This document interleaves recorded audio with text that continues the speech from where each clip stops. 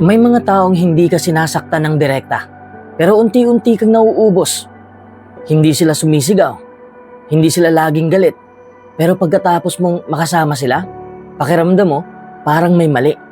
Kung paulit-ulit mo itong nararanasan, mahalagang malaman mo kung paano mo puprotektahan ang sarili mo. Number 1, kilalanin mo ang red flags agad.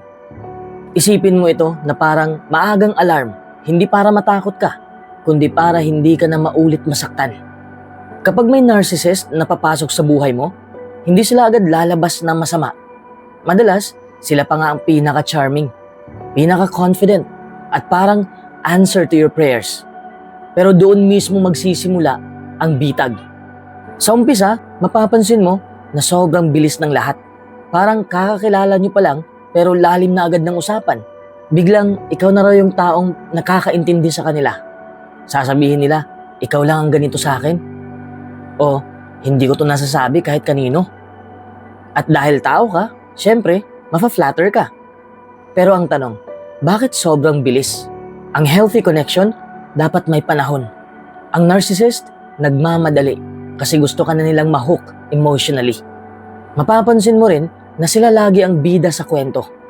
Kahit anong topic, somehow babalik sa kanila. Kapag nag-share ka ng problema mo, makikinig sila sandali. Tapos biglang, ako nga noon, mas grabe ang pinagdadaanan. Hindi ka talaga pinapakinggan. Naghihintay lang sila ng turn para magbida ulit. At sa una, parang confident lang.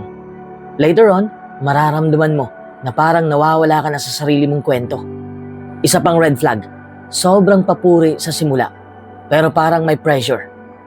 Sasabihin nila na ang galing mo, ang bait mo, ang special mo, pero may kasamang expectation. Kapag hindi mo na-meet ang gusto nila, biglang babawiin nila ang lambing. One day, nasa taas ka ng pedestal. Next day, parang wala ka ng kwenta. That push and pull, that's not love. That's control. Madalas din silang laging biktima. Lahat ng ex nila, toxic daw. Lahat ng kaibigan nila, traitor daw. Lahat ng boss nila, inggit daw. Walang kahit isang kwento na may kasalanan sila. At kung mapapansin mo yan, huminto ka muna. Kasi kung lahat ng tao sa buhay nila ang problema, malamang hindi lahat yon coincidence. Kapag may ginawa silang masakit at kinukumpronta mo, hindi sila direktang hihingi ng sorry.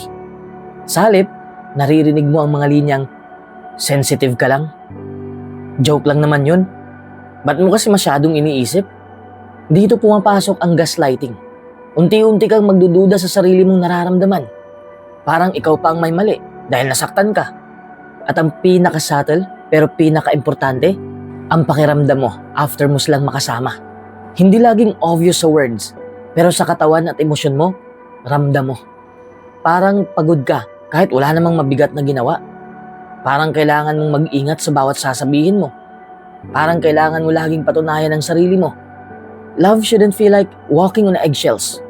Kaya kapag may taong sobrang intense sa umpisa, walang accountability, laging bida, at pinaparamdam sa'yo na ikaw may problema sa sarili mong feelings, huwag mo nang hintayin ang mas malinaw na ebidensya. The red flags are already waving. Hindi ka paranoid, hindi ka judgmental, aware ka lang. Tandaan mo ito, ang taong tunay na mabuti, hindi ka minamadali, hindi ka nililito, at hindi ka pinapaliit para lang lumaki sila. Number 2, ihiwalay mo ang awa sa tiwala. Mahalagang pag-usapan to kasi maraming taong nasasaktan hindi dahil masama sila, kundi dahil mabuti sila. Ganito yan, ang awa ay emosyon. Automatic siya. Kapag may nagkwento ng trauma, kabiguan, o sakit ng nakaraan, natural lang na gumalaw ang puso mo. Tao ka eh. Pero ang tiwala, hindi dapat automatic. Choice yan. Desisyon yan. At dyan madalas nagkakaproblema kapag pinagsama natin ang awa at tiwala na parang iisa lang sila. Ang narcissist, magaling magkwento ng paghihirap. Hindi basta kwento, detalyado, emotional, at parang laging nasa edge ng luha. Mapapaisip ka, kawawa naman siya. Siguro ganito siya kasi nasaktan siya dati. At doon ka napapasok sa role na hindi mo naman ina-applyan. Anong klaseng role? Para kang tagapagligtas. Hindi mo namamalayan, ang awa mo nagiging permiso para pumasok sila sa buhay mo nang walang sapat na preno. Dapat malinaw ito. Pwede kang maawa nang hindi ka nagbubukas ng buong access. Pwede kang makinig nang hindi ka nagkukumit. Pwede kang umunawa nang hindi ka nagpapatiwala agad. Kasi ang tunay na tiwala, binibigay sa consistent na ugali, hindi sa nakakaantig na kwento. Minsan sasabihin mo sa sarili mo, baka naman nagbago na siya. Baka ako lang ang makakatulong. Pero check mo, may accountability ba? Ina-acknowledge ba nila ang role nila sa mga nangyari? O puro sila biktima at lahat ng tao sa paligid nila ang masama? Kasi ang trauma ay ginagamit para i-excuse ang bad behavior. Hindi na yan healing. That's manipulation.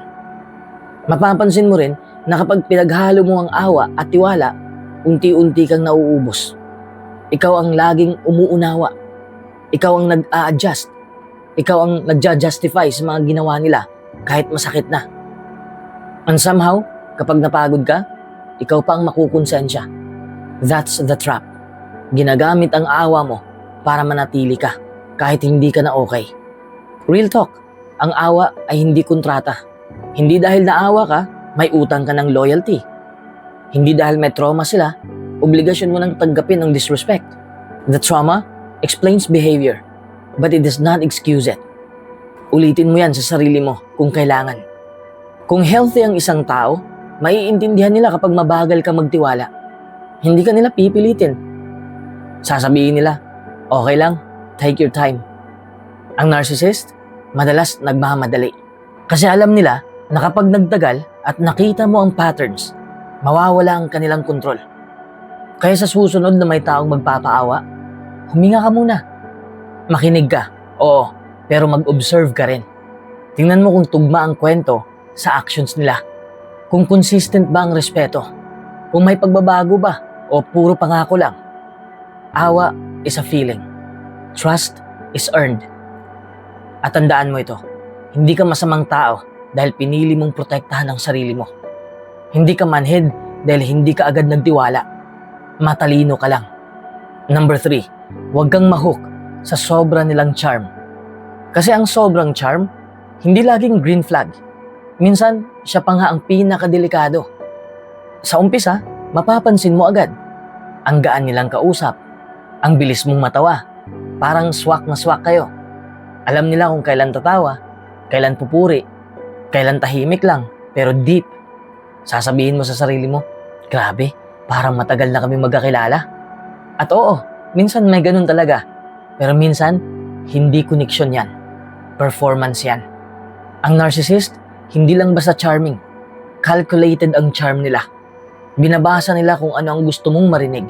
Kung kailangan mo ng validation, bibigyan ka nila ng sobra. Kung insecure ka, gagawin ka nilang special. Kung galing ka sa hirap, ipaparamdam nila na safe ka sa kanila. Hindi dahil kilala ka nila, kundi dahil magaling silang mag-adjust para magustuhan mo sila. At dito ka dapat mag-pause. Ang totoong mabait, pareho pa rin kahit wala kang binibigay. Ang sobrang charming na tao, minsan nag-iiba kapag hindi na sila ang sentro ng atensyon. Kapag hindi ka na humahanga sa kanila, kapag hindi ka na impressed, doon mo makikita kung alin ang genuine at alin ang maskara. Madalas din, ang sobrang charm comes with sobrang bilis ng intimacy. Biglang personal agad ang usapan. Biglang may inside jokes. Biglang parang kayo na against the world. Masarap sa pakiramdam, oo. Pero tanungin mo ang sarili mo, may foundation na ba? O puro feelings lang? Kasi ang feelings, madaling i-engineer. Ang character, lumalabas lang sa panahon. Mapapansin mo rin na habang charming sila, ikaw naman ang unti-unting nag-a-adjust. Ikaw ang nag-iingat sa sasabihin mo. Ikaw ang nagpo-prove ng worth mo. Ikaw ang natatakot mawala ang good side nila. Kasi alam mo, kapag hindi ka nag-conform, mawawala ang lambing. That's not attraction. That's conditioning. Ang totoong charm, hindi ka binibigyan ng anxiety. Hindi ka pinaparamdam na kailangan mong mag-perform. Hindi ka pinapaisip kung sapat ka ba. Kalmado lang siya. Safe siya. Consistent siya. Walang highs and lows na parang roller coaster. Kaya kapag may taong sobrang smooth, sobrang perfect, sobrang bilis mang-akit, huwag ka agad magpadala. Hindi mo kailangan mag-judge, pero kailangan mong mag-observe. Tingnan mo kung paano sila sa mga taong wala silang mapapala. Tingnan mo kung paano sila kapag kinukorek. Tingnan mo kung paano sila kapag hindi sila ang bida. Tandaan mo ito, ang taong tunay na interesado sa'yo, hindi ka i-win over para kontrolin ka.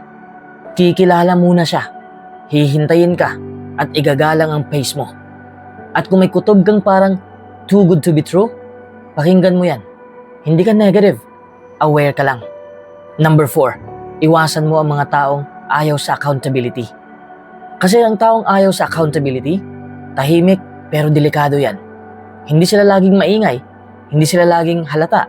Pero kapag pinapasok mo sila sa buhay mo, ikaw ang sasalo ng lahat ng bigat. Makikilala mo sila sa simpleng bagay. Kapag may nangyaring mali, laging may dahilan.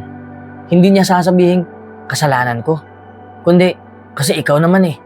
Kung hindi mo lang ginawa yun, hindi ko sana ginawa rin yun. Laging may ibang taong isisisi, ibang sitwasyon, ibang excuse. Parang allergic sila sa salitang sorry na walang kasunod na paliwanag. At kapag sanay ka maging maunawain, mapapansin mo, ikaw na ang umuunawa para sa dalawang tao. Kapag kinompronta mo sila, hindi sila makikinig para umintindi. Makikinig sila para depensahan ang sarili nila. Biglang tataas ang boses o biglang magiging malamig. Minsan gagamit pa ng English lines like, "You're overreacting." Ang tagal na nun, ba't binabalik mo pa? Pero ang totoo, ayaw lang nilang harapin ang epekto ng ginawa nila. Kasi para sa kanila, ang pag-amin ng mali ay kahinaan. Samantalang sa healthy na tao, ito ang simula ng growth. Mapapansin mo rin na sa relasyon, kahit friendship, kahit family, o kahit romantic, ikaw laging nag-a-adjust. Ikaw ang unang nagsusorry kahit hindi ikaw nagsimula. Ikaw ang nag-aayos ng mood nila. Ikaw ang nagbabantay ng salita mo para hindi sila ma-trigger. Unti-unti, parang may invisible rule.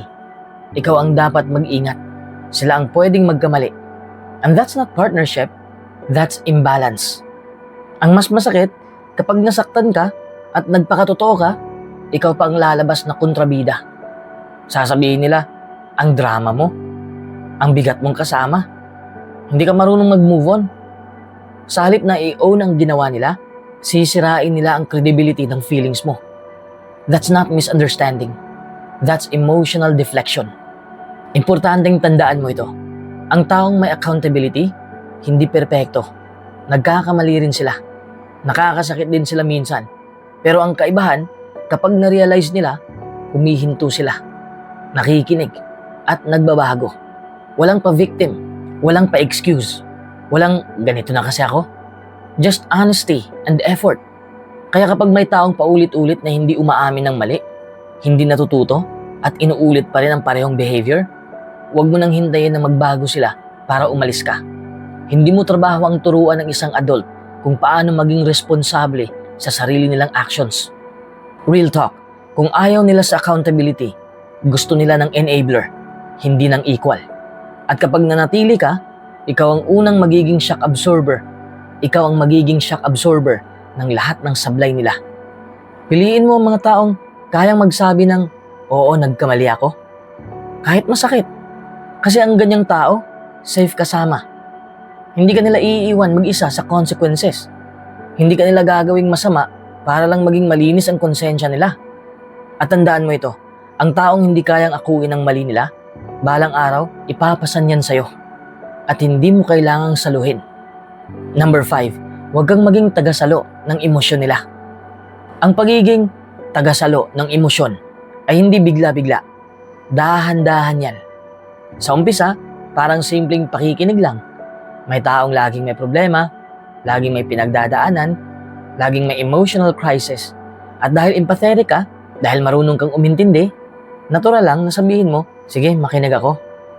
Walang masama doon, hanggang sa mapansin mo na ikaw na ang emotional dumping ground nila. Kapag narcissist ang kaharap mo, madalas ganito ang pattern.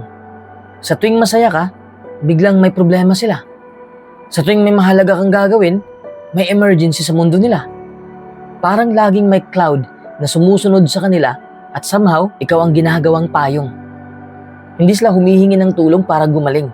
Humihingi sila ng tao na sasalo ng bigat para hindi nila kailangang harapin. Mapapansin mo rin na one way ang emotional flow. Kapag sila ang may problema, expected na available ka.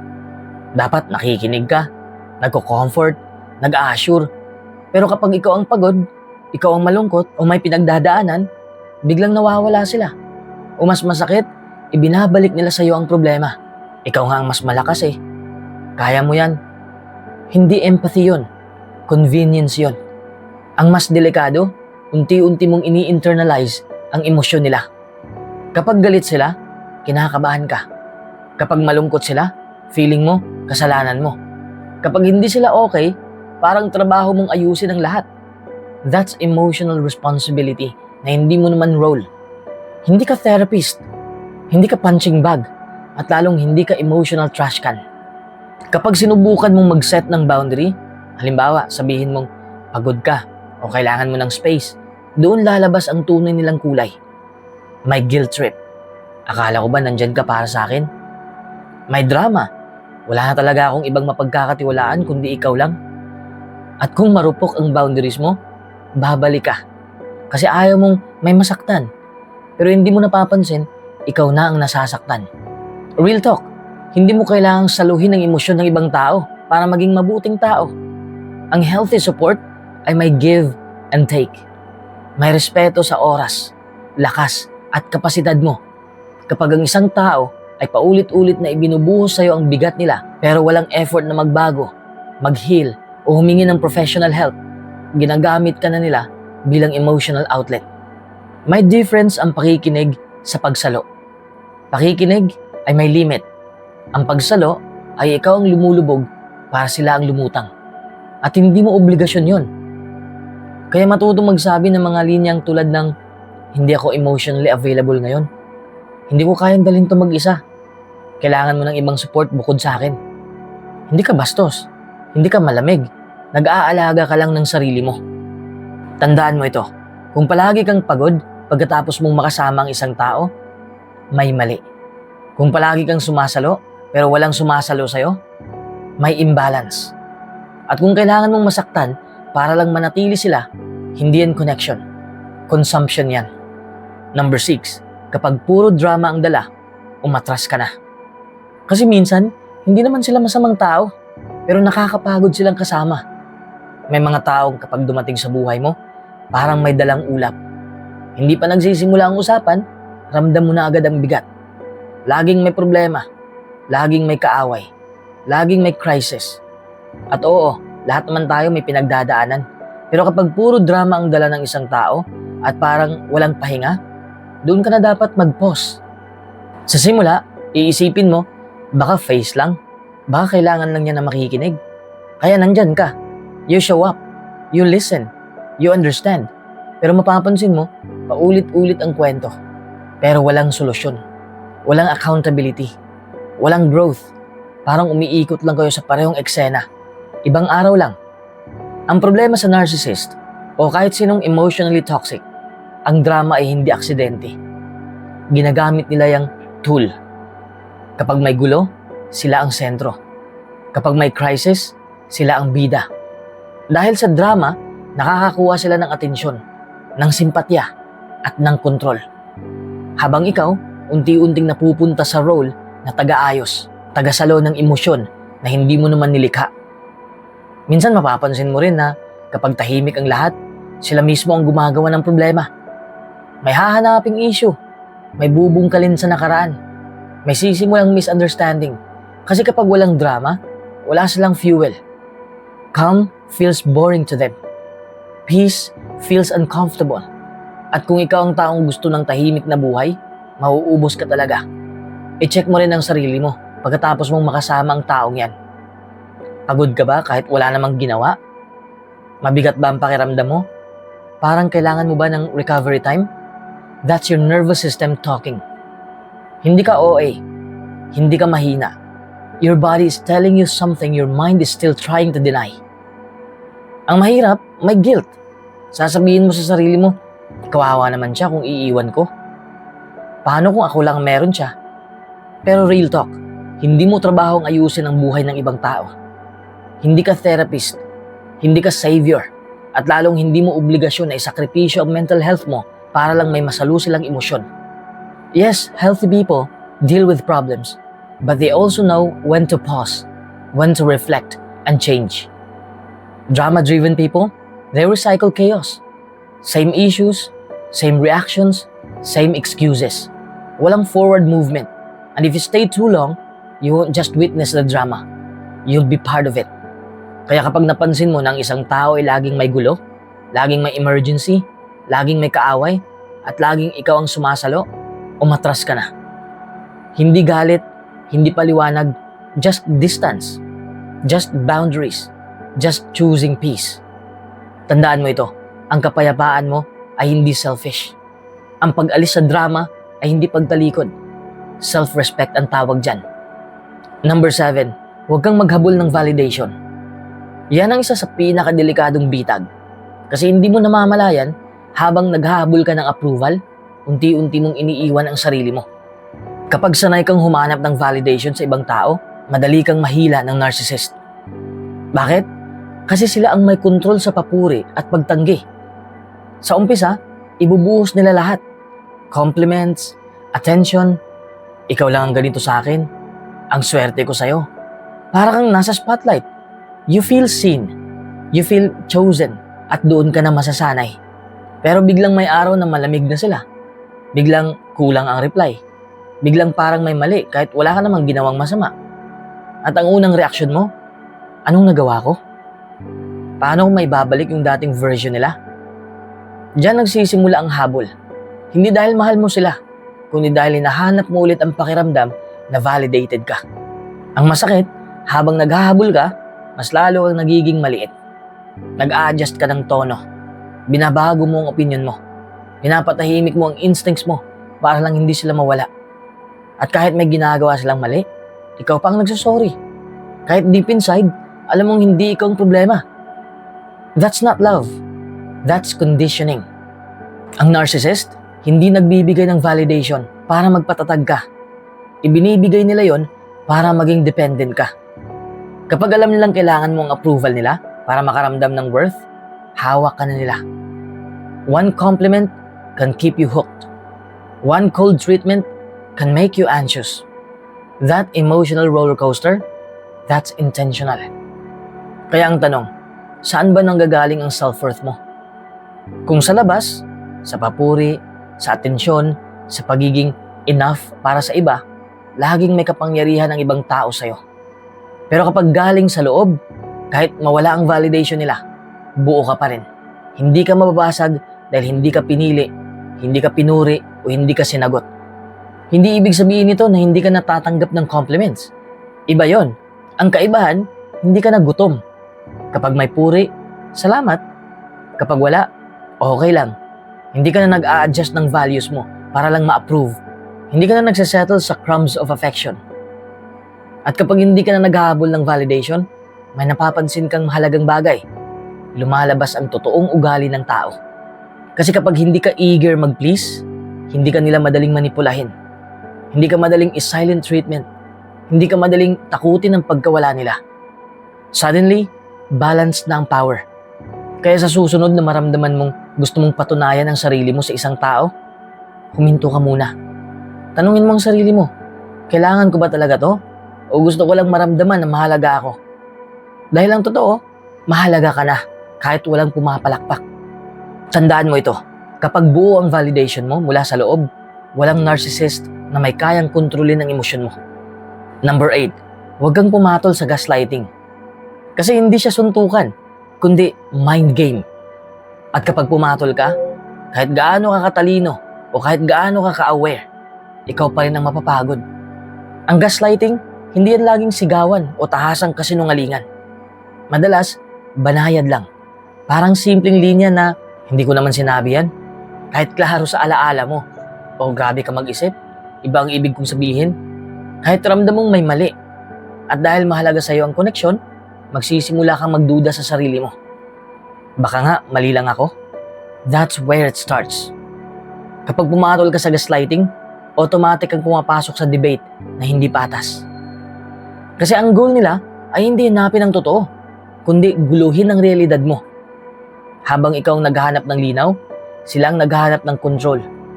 Habang ikaw nag-i-explain, silang nagsishift ng kwento. And before you know it, hindi na tungkol sa ginawa nila ang usapan. Tungkol na sa kung bakit ka sobrang mag-react. Relatable to.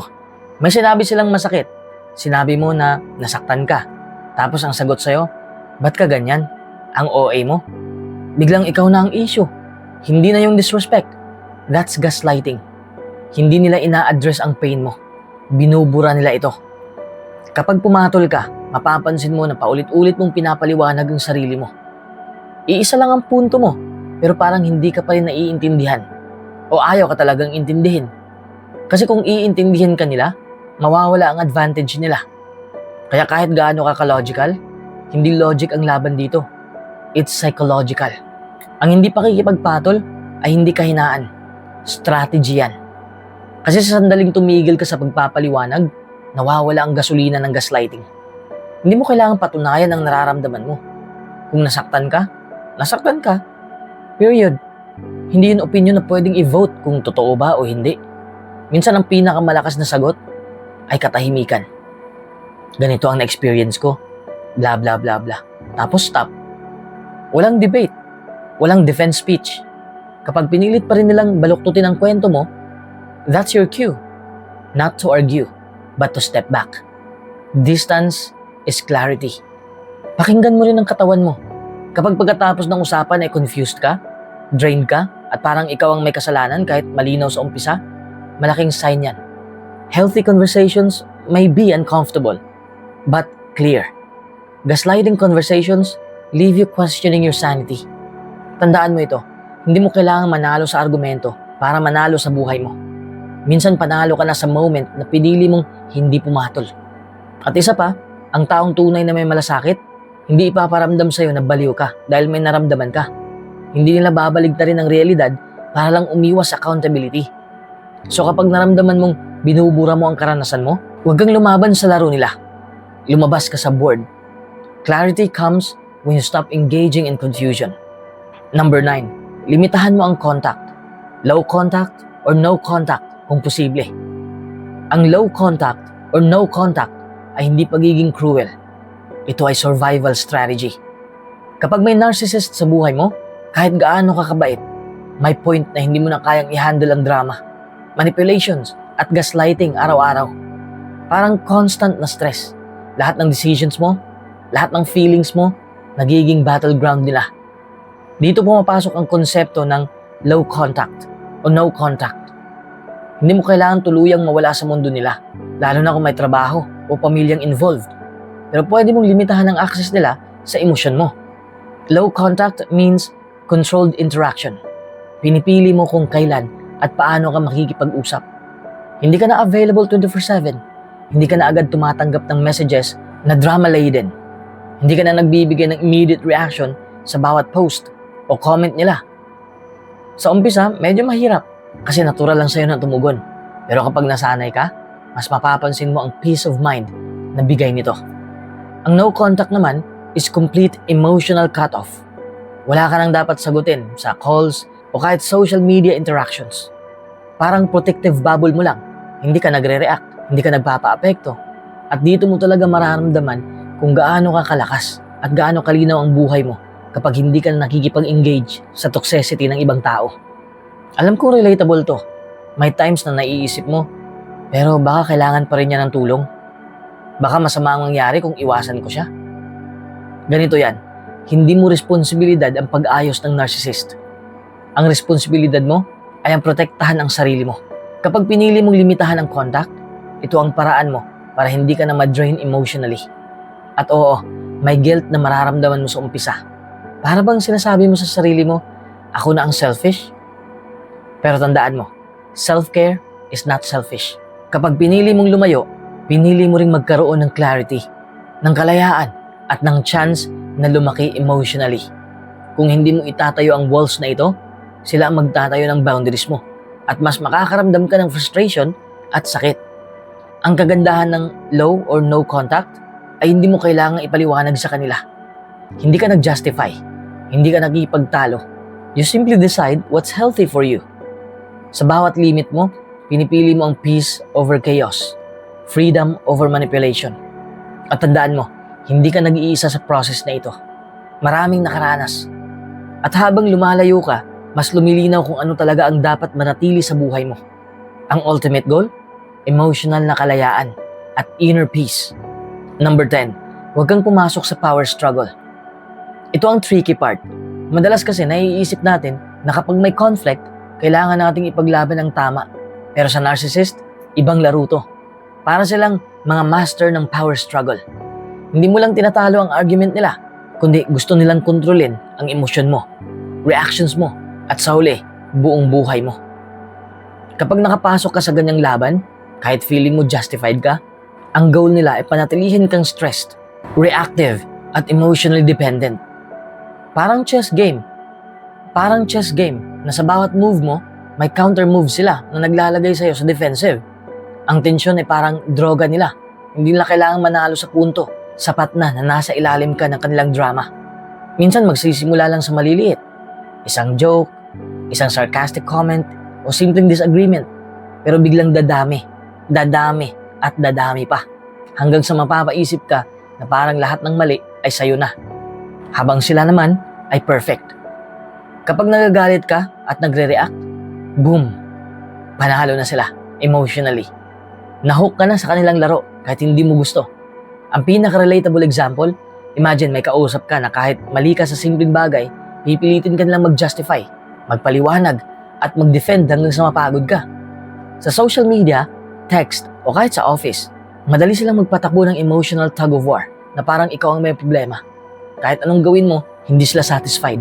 Ang goal nila, hindi resolution, kundi control. Kaya dito, less is more. Hindi mo kailangang ipagtanggol ang bawat point mo. Hindi mo kailangang natunayan na tama ka. Pwede ka lang maging kalmado, collected, at firm sa boundaries mo. Ang powerful na move, kapag hindi ka nag-react, wala silang power sa'yo.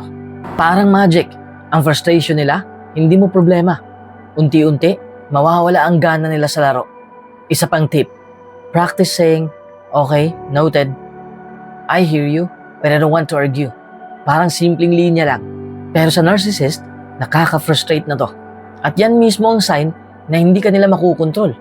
Hindi mo sila tinatanggihan bilang tao. Binibigyan mo lang ng limit ang kanilang drama sa buhay mo. Tandaan mo to, ang power struggle nila ay parang quicksand. Kapag pumasok ka, unti-unti kang lulubog emotionally. Kapag lumayo ka, madidetain, nakakalaya ka. Kaya ang tunay na panalo, hindi pakikipaglaban sa kanila, kundi pananatili sa sarili mong kapayapaan.